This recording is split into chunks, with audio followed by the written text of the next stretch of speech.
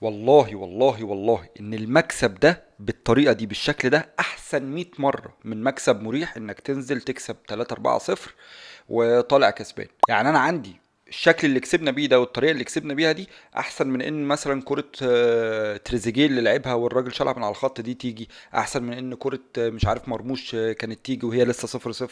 كان الماتش ساعتها هيفتح ومصر هتجيب التاني والتالت والماتش هيتسهل علينا.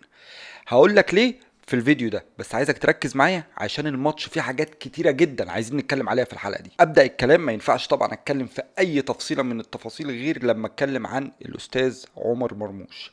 عمر مرموش هو المعنى الحقيقي للاعب محترف مؤثر مع فريقه. فاكر زمان لما كنا بننتقد صلاح ونقول ان صلاح مش بيدي للمنتخب، صلاح مش مموت نفسه في المنتخب، كان في ناس تطلع ترد عليه كده وتقول لك يعني ايه مش مموت نفسه؟ يعني ايه صلاح؟ المشكله صلاح في اللي بيلعبوا حواليه. بص صلاح في ليفربول بيلعب ازاي، ولكن في مصر اللي حواليه بيلعبوا ازاي؟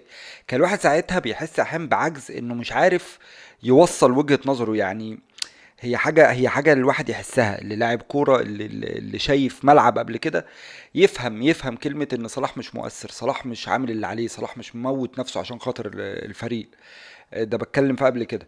اللي عمله مرموش ده هو الرد. بعد كده اي واحد هيقول يا جماعة ان صلاح كان مع المنتخب مش مؤثر، او صلاح يقدر يدي اكتر من اللي اداه للمنتخب بكتير جدا في كل الماتشات اللي لعبها مع المنتخب من اول ما ابتدى لحد ماتش زيمبابوي، صلاح يقدر يدي 10 اضعاف اللي هو اداه للمنتخب في كل ماتش هو لعبه.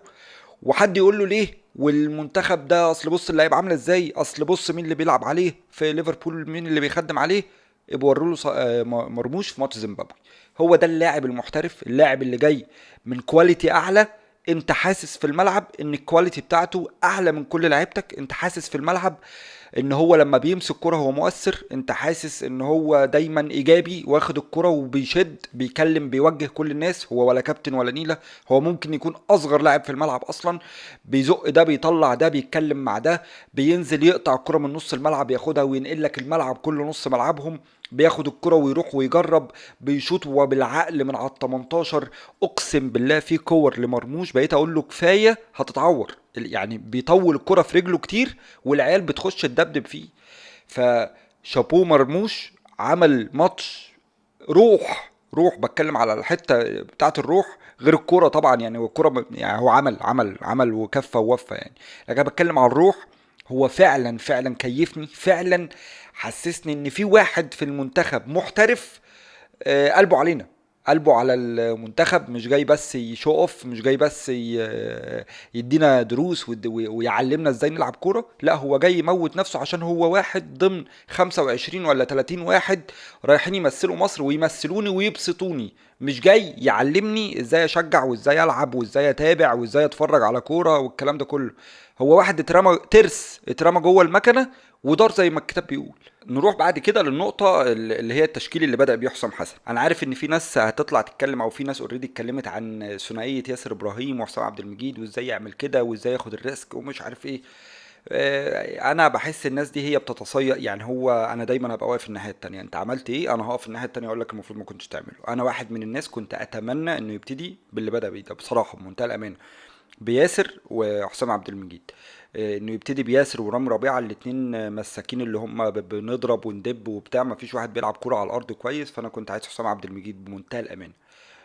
ظهر فيها عيوب بس انت لو ما جربتش مش هتعرف، مش هتشوف عيوبك. يعني نفس الكلام على البدايه الهجوميه او تبديله امام عاشور اللي كله يقول له امام عاشور وانت عملت ايه في امام عاشور.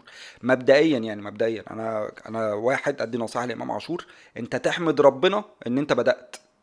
تمام، انت واحد جاي من اصابه، واحد جاي من بعيد، فان الراجل يبدا بيك نص ساعه عشان حاسس ان سير الماتش ممكن ياخدنا ان انت تاخد نفسك وترجع عشان هحتاجك في ماتشات بعد كده. فانت تحمد ربنا ان هو عمل كده. حس ان هو ابتدى غلط ليه، حس ان ودي حاجه عادي خالص، حس ان هو ابتدى غلط بانه كان حارمنا من حاجتين. الاولى المهاجم رقم 9، لما كان مرموش بيلعب 9 المهاجم رقم 9 من اللي بيدبدب وسط العيال وفي الهوا ويطلع ويركب كور وبتاع، مرموش مش قايم بالدور ده. بلس مرموش نفسه مش موجود في الملعب. انا مش ظاهر لي مرموش يعني لو كان طلع مرموش ونزل مصطفى محمد بالاداء اللي كان مرموش عامله اول ربع ساعه تلت ساعه، انا ما كنتش هنتقد الفكره بصراحه. ليه؟ لان مرموش ما كانش شغال.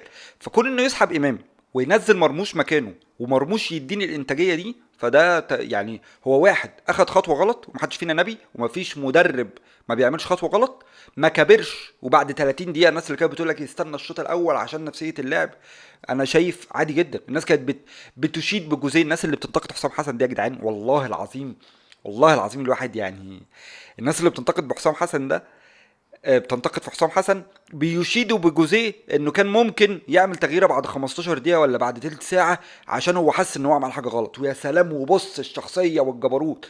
لكن مع حسام حسن ازاي يا باشا بعد نص ساعه ومش نفسيه الراجل ومش نفسيه الراجل ومش عارف ايه، والراجل طالع يا جماعه زي الفل، الراجل مبتسم وفرحان وزي الفل، هو الف 100 فل وعشرة.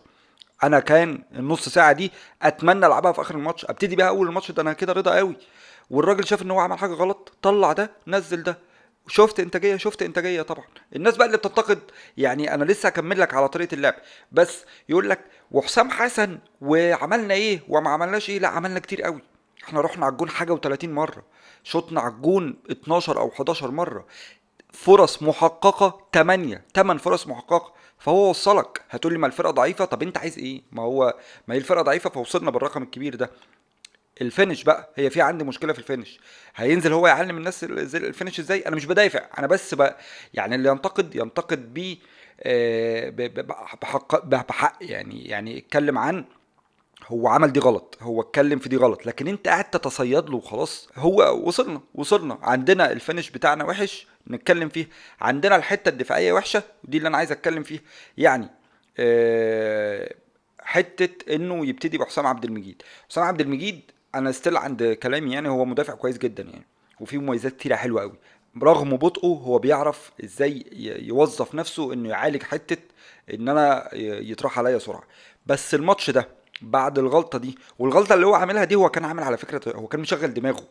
يعني انت لو تاخد بالك، هي الكوره من ناحيه حمدي اللي عايز اتكلم عليه برضو، الكوره من ناحيه حمدي هتتلعب كده، هتتلعب بالعرض. فكان حسام عبد المجيد سابق خطوه، الراجل هنا هو سابق خطوه عشان لما تتلعب اسبق انا واشيل. الكره اتلعبت في ظهره، الراجل لف. حسام عبد المجيد بقى هنا شغل دماغه، ما فكرش احتماليه ان هي تتلعب في الظهر، لان هي الطبيعي هتتلعب من قدام، فانا واخد الخطوه. هل ده انا ببرر له؟ لا مش ببرر له، انا بعرف لك ان الراجل كان بيشغل دماغه زياده عن اللزوم، او يعني دماغه حاضره. انا هسبق الخطوه دي، الخطوه دي هي كانت خطوتين ثلاثه، كان في جاب بينه وبين المدافع، هو كان سابق المدافع بكتير عشان لو اتلعبت من قدام. طب هي اتلعبت في ظهرك، الراجل لف بيك، ملحقش اصلا، انت ملحقتش اصلا تقرب له، راحت منك. لا انا دايما في ماتشات زي دي بلاش تشغيل دماغ، العب الصح. الصح بيقول ايه؟ ان انت كمدافع دايما انت بين المهاجم والجون، المهاجم اهو والجون اهو، انا واقف في النص هنا. فكرة ان انا اسبق شوية عشان لما تتلعب اخر لا، اعمل اللي الكتاب بيقول عليه، اعمل الصح اللي الكتاب بيقول عليه. انت تبقى واقف بين المدافع والجون. انت لو الراجل ده في صدرك اقسم برب العزه لو ايه، ولا الهوا ولا الهوا اخره هيستلم ويسلم للي جاي بوشه من ورا، بالذات ان الكره ملعوبه في الظهر. الكره لو ملعوبه في وش، يعني سابقه المدافعين، كان اي حد يلطش. الكره اتلعبت غلط، اتلعبت في الظهر، فهو لف، لقى نفسه واقف لوحده، استلم لف على الجون على طول. الغلطه دي بقى عادي ممكن كله يغلط، صباح الفل. الغلطه دي طلعت حسام بره الماتش. حسام بقى كل خطوه هو خايف يغلط. حسام كل خطوه في الملعب خايف يغلط، زيه زي الشناوي اللي كان مفاجاه بالنسبه لي. يعني في فيديو قبل البطوله قلت فيه ان انا براهن على تركيز الشناوي في البطولات المجمعه. الشناوي الماتش ده هو واحد ناشئ. الشناوي انا شايفه مهزوز اكتر من ماتش اوروجواي مثلا اللي في كاس عالم. يعني كان بادئ ماتش اوروجواي كاس عالم اول ماتش رسمي ليه بشكل فيه ثقه وثبات اكتر من ماتش زيمبابوي. بالذات الكره اللي جه يمسك كده، الكره اتزحلقت وعدت، الدنيا مبلوله مطره بتاع مش عارف ايه، فوارد ان هي تحصل. لا لم نفسك يا باشا، لم نفسك وامنا كده وحسسنا ان احنا مطمنين. انت واقف، الكره اللي بتتلعب لك على الارض من المساكين بتوعك، انا حاسس بهزتك وانت بتلعبها. الكره بقول يا رب ما تقلش. فالشناوي مفاجاه بالنسبه لي بصراحه، يعني مش هتكلم عليه كتير، هو مستواه سيء جدا الفترات اللي فاتت، بس انا كنت مراهن على ان هو عنده الشخصيه وعنده من الملكه انه بيركز ويعرف يخش في جو البطوله، بيتحول لشخص تاني. هو لسه ما وصلش، الشناوي لسه ما سافرش مع المنتخب، ودي مفاجاه والله، علامه استفهام بالنسبه لي كبيره. يعني هنرجع بقى لحته ثنائيه حسام ومحمد حمدي. محمد حمدي ستايله في الدفاع او اسلوبه في اللعب عامه هو اسلوب لاعب في الدوري المصري. ونبعد بقى عن حته ان مفيش حاجه اسمها لاعب دوري مصري ولاعب مش عارف إيه. احنا شفنا منتخب اللي لعب البطوله العربيه وعرفنا يعني ايه في لاعب محلي ولاعب مش محلي. اللاعب الدوري المصري ده اللي هو انا بستلم وارفع وشي في تمن ساعه وابص هنا في حد، هنا في حد جاي من هنا، وابتدي العب. انا مش بتكلم على سرعاته، مش بتكلم على الكروسات بتاعته، انا بتكلم على بطئه في اتخاذ القرار. سواء القرار ده انا هجري، سواء القرار ده انا هرفع، سواء القرار ده انا هباصي، بياخد وقت كتير جدا. نفس الكلام في التمركز بتاعه، ان انا هطلع للكوره مش هطلع، هستنى هطلع، بيقوم واخد القرار في وقت غلط، الكوره تطب في ظهره، الراجل راح الانفراد التاني اللي الشناوي وياسر قعدوا يشيلوها من على الخط دي. محمد حمدي الناس اشتغلت عليه كتير قوي لانهم حسوا بان الراجل ده بطيء، الراجل ده مش بطيء سرعه، بطيء في اتخاذ القرار. الكره لما تتلعب عليه اضغط اضغط، بياخد وقت على ما يطلع، العب في ظهره كتير. تمركزاته كانت وحشه. هل في ليه بديل بره؟ انا بالنسبه لي فتوح ملوش مثيل، ملوش مثيل باك ليفت، ملوش مثيل. بس هل فتوح واصل لمرحله ان هو يقعد محمد حمدي؟ انا بتكلم على الحته البدنيه دلوقتي، على النفس، على الاستامينا. هل فتوح وصل للمرحله دي؟ مش عارف والله، اتمنى ان هو يكون وصل لها. كل اللي انا بقول عليه ده مش هينفع يتعمل قدام ماتش جنوب افريقيا. اللي شاف ماتش جنوب افريقيا و... واسمه ايه وانجولا، جنوب افريقيا سرعات. شفت انت طريقه لعب سان داونز؟ باصات بالطول، باصات بالطول، واحد بيلعب بالطول، واحد بيسند للي جاي، يغير ملعب، يفضل ينقل ينقل، قرب على ال 18 ودي ودي ودي. كله بيشوط في جنوب افريقيا. فاحنا لينا كاهلاويه يعني لينا باد هيستوري مع الشوط بتاع طريقه لعب جنوب افريقيا اللي هم بالنسبه لي سان داونز يعني، من مسافات بعيده. احنا بنقفل على ال 18 وحش جدا، بالذات في وجود حمدي فتحي. اللي انا شايف ان حمدي فتحي ما ينفعش يبدا الماتش الجاي. حمدي فتحي اي واحد بره مكانه يلعب عليه، شحاته يلعب عليه، مهند لاشين يلعب عليه بمنتهى الاريحيه. حمدي فتحي النهارده ما طلعش عشان الظروف. يعني التبديله بتاعت امام عاشور اللي الناس كانت شايفه ان سيب امام في الملعب وطلع حمدي فتحي ونزل مصطفى محمد وامام ينزل مع مروان عطيه، كانت كتير قوي ان مروان عطيه يبقى واقف لوحده. بالذات ان الناس اثبتت لنا ان هم بيعرفوا يعملوا هجمات مرتده وبيعرفوا يلعبوا على الحته الشمال بتاعتنا اللي فيها محمد حمدي. فسرعات هجمات مرتده كان نتخطف جون تاني الماتش يموت تمام. حمدي فتحي ما طلعش عشان انا كنت عايز الاتنين يبقوا واقفين هو ومروان عطيه. ولما جيت اطلع حد فيهم، في اخر الماتش عشان انزل زيزو، التبديله بتاعت زيزو دي، طلعت مين؟ طلعت مروان عطيه عشان هو اللي كان واخد انذار. فحمدي فتحي كمل الماتش عشان ظروف الماتش. لكن الماتش الجاي حمدي فتحي ما يلعبش، حمدي فتحي ما قطعش كوره صح، حمدي فتحي ما لعبش باص صح، حمدي فتحي ما عملش سبرنت صح. هو جسمه مش زايد بس نفسه مفيش. انا حاسس الراجل مش قادر يجري حرفيا، والله مش قادر يجري. سبرنتات الصغيره دي ما فيش خالص، مفيش خالص تركيز. مش تركيز، اللي هو الحته اللي كانت عنده دي، التوقع ويسبق بخطوتين ويموت نفسه ويقفل الباص ويقفل زاويه التمرير هنا، دي ما بقى مش موجود. فحرام حمدي فتحي يبتدي الماتش الجاي. انا شايف مهند لاشين شحاته يبتدوا عنه احسن 100 مره.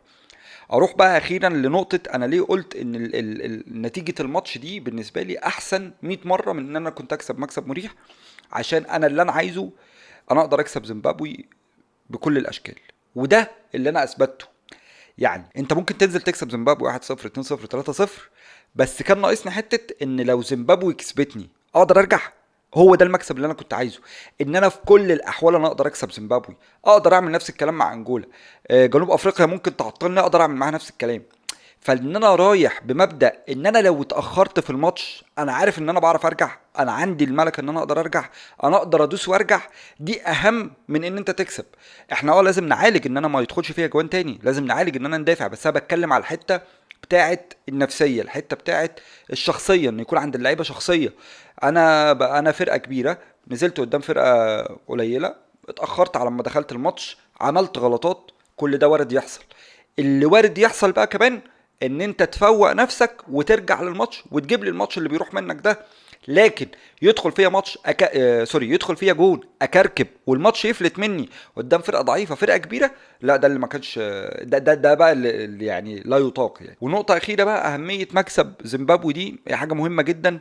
نفس الكلام هينطبق على ماتش جنوب افريقيا، لازم نلعب على المكسب في ماتش جنوب افريقيا، عشان انت مكسبك او صعودك اول مجموعه من مجموعتك دي، انت بتبعد تماما عن الفرقه الوحيده اللي انا خايف اقابلها في البطوله قبل في الادوار اللي جايه يعني، هي المغرب على ارضها حاجه مرعبه جدا بالذات معاك انت يعني.